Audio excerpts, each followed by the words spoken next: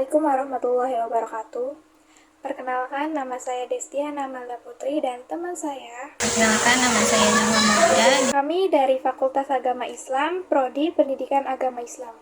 Di sini kami akan mempresentasikan dengan materi yang berjudul Hard Skill dan Soft Skill dalam Pendidikan Islam. Oke, di sini saya akan menjelaskan latar belakangnya dahulu. Pendidikan merupakan suatu proses yang bertujuan. Keberhasilan pendidikan dalam mewujudkan tujuan yang diinginkan sangat tergantung kepada aktor atau pelaku pendidikan itu sendiri.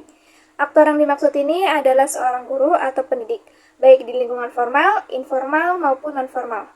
Hal ini menunjukkan bahwa pendidik mengembangkan tanggung jawab yang demikian besar terhadap keberhasilan proses pendidikan yang dilaksanakan. Oleh karena itu, seorang pendidik di lingkungan formal khususnya mau tidak mau harus memiliki sejumlah kompetensi atau kemampuan khusus yang mendukung bagi pelaksanaan profesinya sebagai guru. Dalam praktika di lapangan, seorang guru berhadapan dengan dua alternatif seperti yang pertama, seorang guru dikatakan berhasil dalam mendidik, yang kedua, seorang guru dikatakan gagal dalam mendidik. Namun seringkali rasio antara kedua kelompok tersebut seringkali tidak seimbang. Guru yang berhasil selalu saja lebih sedikit jumlahnya dibandingkan guru yang gagal atau minimal belum berhasil. Ketidakberhasilan tersebut antara lain disebabkan karena tidak terpenuhi syarat-syarat menjadi guru yang berhasil. Syarat-syarat tersebut demikian banyak dan sangat kompleks, serta menuntut kemampuan dan kerja keras dari pribadi guru itu sendiri. Atau meminjam perkataan Elvindri, bahwa menjadi guru dan pendidik butuh persyaratan yang banyak. Berdasarkan ketentuan Undang-Undang Nomor 14 Tahun 2005 tentang guru dan dosen, persyaratan guru yang harus menguasai 4 kompetensi, yaitu yang pertama kompetensi pedagogis, yang kedua kompetensi personal atau kepribadian, yang ketiga kompetensi profesional, dan yang keempat kompetensi sosial.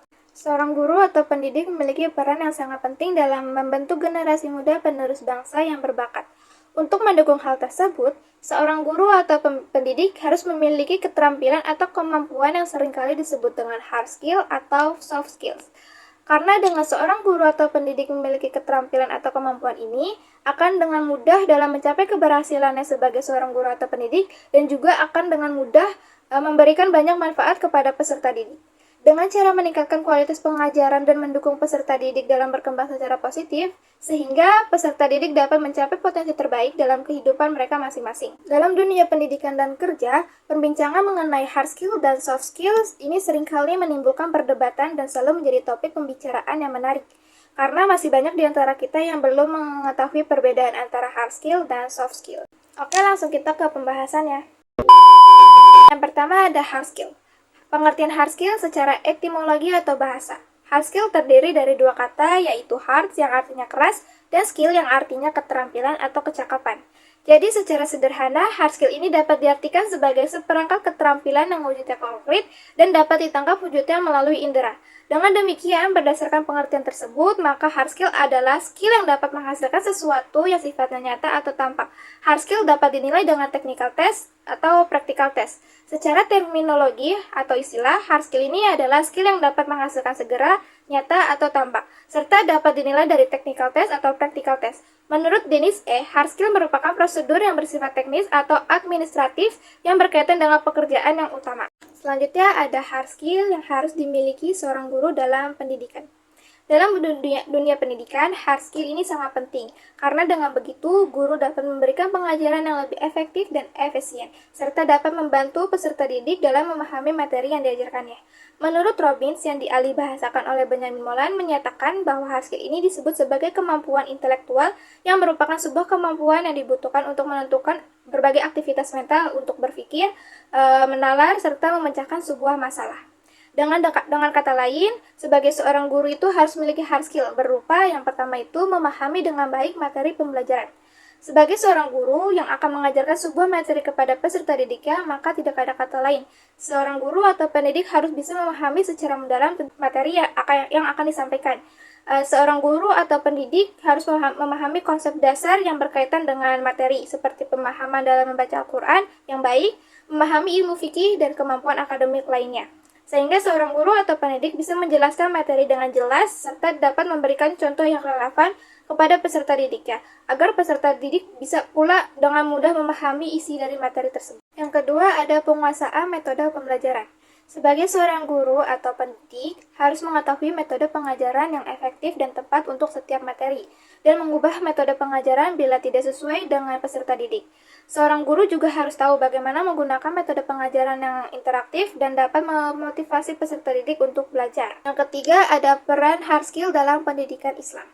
Peran hard skill dalam pendidikan Islam sangat penting untuk mendukung penguasaan teknis dan keterampilan praktis yang diperlukan dalam menjalankan ajaran Islam dan membangun masyarakat Islami. Berikut adalah beberapa peran hard skill dalam pendidikan Islam ini. Yang pertama, membangun pelaksanaan ibadah. Yang kedua, meningkatkan pemahaman terhadap sumber ajaran Islam. Yang ketiga, menjaga tradisi dan warisan Islam. Yang keempat, membangun masyarakat Islami yang produktif. Yang kelima, memperkuat dakwah dan ajaran Islam. Yang keenam, mengintegrasikan ajaran Islam dalam kehidupan modern. Untuk pembahasan selanjutnya yaitu tentang soft skill. Soft skill, untuk pengenaan soft skillnya secara etimologi atau secara lugasan, ya ini sebuah istilah berasal dari bahasa Inggris yang terdiri dari dua kata, yaitu soft dan skill.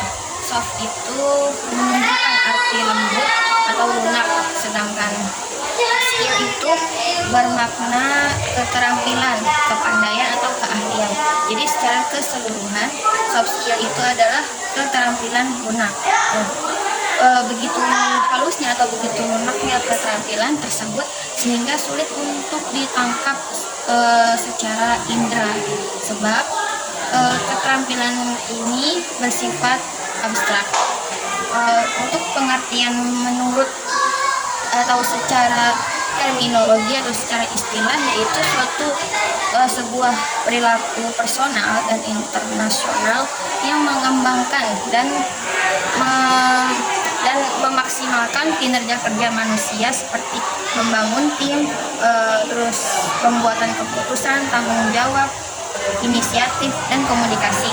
Adapun wujud dari soft skill ini yaitu seperti kejujuran, tanggung jawab, keadilan, kemampuan bekerja sama, beradaptasi, dan lain-lain. Untuk soft skill ini terbagi menjadi dua.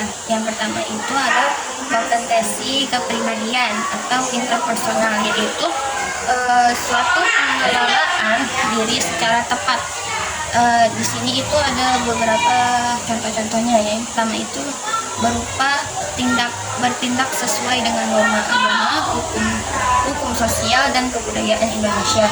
Yang kedua itu ada menampilkan diri atau menampilkan pribadi secara mantap, stabil dan tegas serta percaya diri.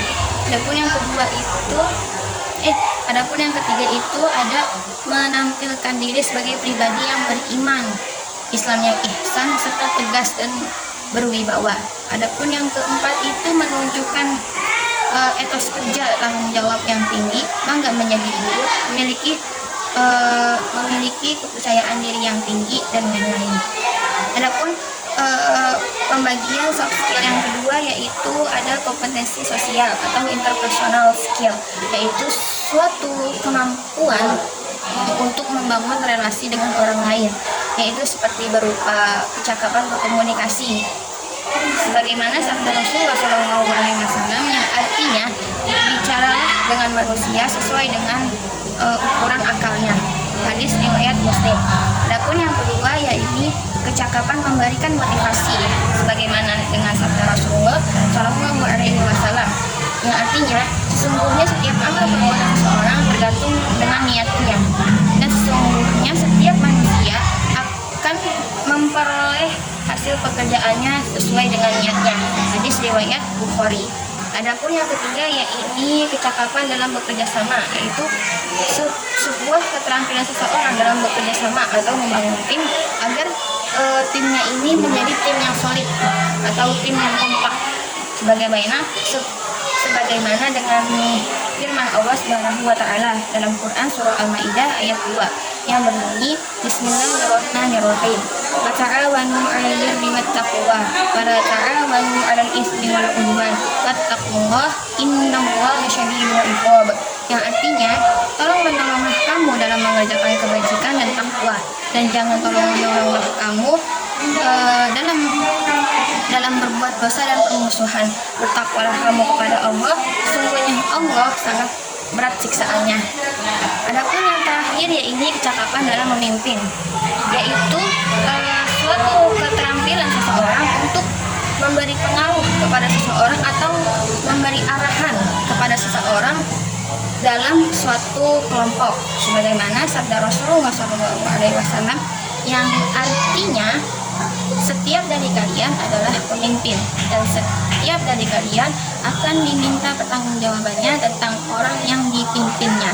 Hadis riwayat Bukhari. Adapun peran soft skill dalam pendidikan itu sangat penting karena dapat membentuk kepribadian, akhlak, dan kemampuan peserta didik, serta soft skill ini juga bisa mendukung penerapan nilai-nilai Islam secara praktis dalam kehidupan sehari-hari. Berikut beberapa peran soft skill dalam pendidikan Islam. Yang pertama itu untuk membentuk kepribadian dan karakter Islam. Yang kedua itu untuk mengembangkan keterampilan sosial dan interpersonal. Yang ketiga itu untuk memperkuat kemampuan skill. Dan yang terakhir itu ada mengelola emosi dan etika dalam berperilaku. Sekarang kita masuk ke pembahasan yang terakhir, yaitu fitrah manusia dan implementasi dalam pendidikan Islam. Sebenarnya keberadaan manusia itu berawal dari suatu kelemahan dan ketidakmampuan yang selanjutnya itu akan beranjak menuju kekuatan. Manusia dapat dengan mudah memanfaatkan segala sesuatu atau semua anugerah yang telah Allah karuniakan kepadanya. Akan tetapi dengan syarat manusia ini atau seorang hamba ini harus memenuhi segala kewajibannya kepada Tuhannya, yaitu Allah. Dan martabat manusia ini tidak diukur dari keterampilan, kedudukan, dan harta-hartanya. Akan tetapi martabat manusia ini diukur dari ketakwaan dan keimanan seseorang kepada hambanya atau kepada Tuhannya. Manusia dalam perspektif Islam akan tetap dilahirkan dalam keadaan fitrah, yaitu suci, bersih, terbebas dari segala dosa, serta memiliki kecenderungan untuk menerima agama, iman, dan takwa. Manusia menjadi baik atau buruknya itu tergantung dengan faktor lingkungan dan pendidikannya. Untuk pengembangan fitrah manusia ini dapat dilakukan dengan berbagai kegiatan pembelajaran, yaitu melalui dengan berbagai macam lembaga. Kegiatan pembelajaran yang tidak hanya terfokus pada pendidikan di sekolah saja, akan tetapi juga dapat dilakukan di luar sekolah seperti di lingkungan keluarga dan masyarakat. Allah Subhanahu wa taala juga berfirman yang berbunyi, A'udzubillahi minasyaitonirrajim, Bismillahirrahmanirrahim. Fa'aqim wajhaka lid-dini hanifa fitratallahi allati fataran nasa 'alaiha la tabdila li khalqillah dzalika ad-dinul qayyim walakinna aktsaran nasi la ya'lamun. Yang artinya, maka hadapkanlah wajahmu dengan lurus kepada agama Islam sesuai fitrah dari Allah yang telah menciptakan manusia menurut fitrah itu. Tidak ada perubahan pada ciptaan Allah tersebut. Itulah agama yang lurus, tetapi kebanyakan manusia tidak mengetahuinya. Quran Surah Ar-Rum ayat 30. Nah, maksud dari fitrah Allah pada ayat ini adalah ciptaan Allah. Manusia diciptakan oleh Allah dengan naluri beragama, yaitu agama tauhid. Jadi, jika ada manusia yang berpaling dari agama tauhid, maka bisa dikatakan telah menyimpang dari fitrahnya. Implementasi fitrah manusia dalam pendidikan Islam.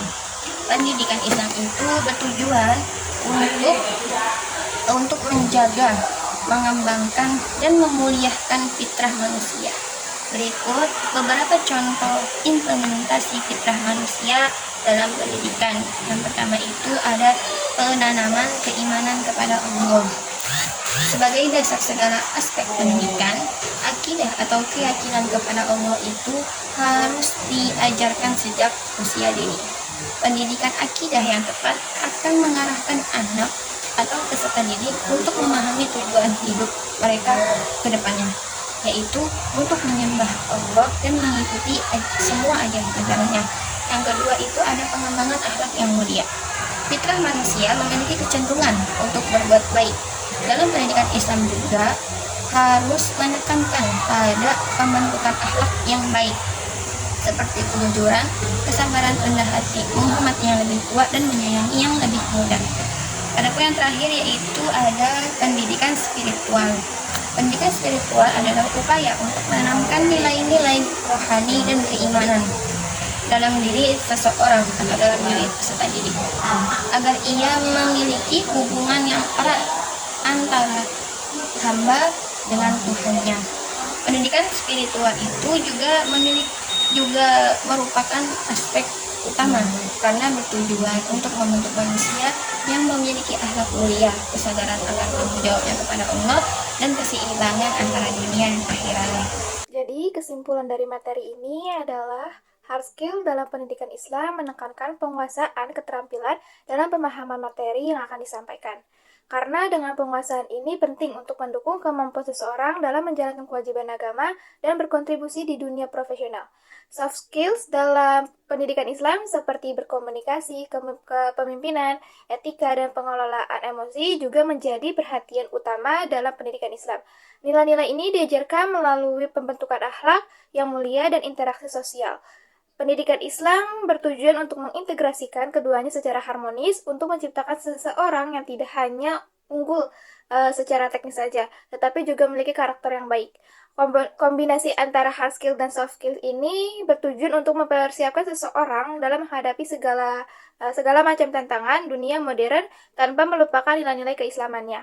Dengan hard skill, seseorang bisa menyelesaikan tugasnya dengan efektif, dan soft skill seseorang bisa beradaptasi dengan mudah, bekerja sama, dan memberikan manfaat untuk lingkungan sekitar. Dalam konteks pendidikan Islam, hard skill dan soft skill memiliki peran yang saling melengkapi untuk membentuk individu yang seimbang secara spiritual, intelektual, dan sosial.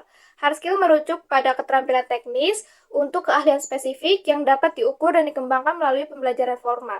Dalam pendidikan Islam juga tidak hanya berorientasi pada konteks kognitif saja, tetapi juga menyeimbangkan pembentukan karakter. Integrasi hard skill dan soft skill dalam pendidikan Islam ini menciptakan seseorang yang tidak kompeten secara teknis saja, tetapi juga memiliki kesadaran spiritual dan tanggung jawab sosial. Oleh karena itu, pendidikan Islam harus dirancang untuk mengembangkan kedua aspek ini secara bersamaan. Metode pembelajaran seperti pembiasaan akhlak, diskusi, interaktif, praktik ibadah, dan kolaborasi dalam kegiatan sosial dapat menjadi sarana yang efektif. Dengan demikian, pendidikan Islam mampu melahirkan generasi yang tidak hanya unggul dalam ilmu pengetahuan, tetapi juga mampu memberikan kontribusi positif kepada masyarakat berdasarkan nilai-nilai Islam yang rahmatan lil alamin. Integrasi hard skill dan soft skill ini menunjukkan bahwa pendidikan Islam tidak hanya mengarahkan peserta didik untuk sukses di dunia, tetapi juga meraih kebahagiaan di akhirat dengan tetap memegang teguh nilai-nilai agama dalam setiap aspek kehidupannya. Sekian dari kelompok kami, kurang lebihnya mohon maaf. Wassalamualaikum warahmatullahi wabarakatuh.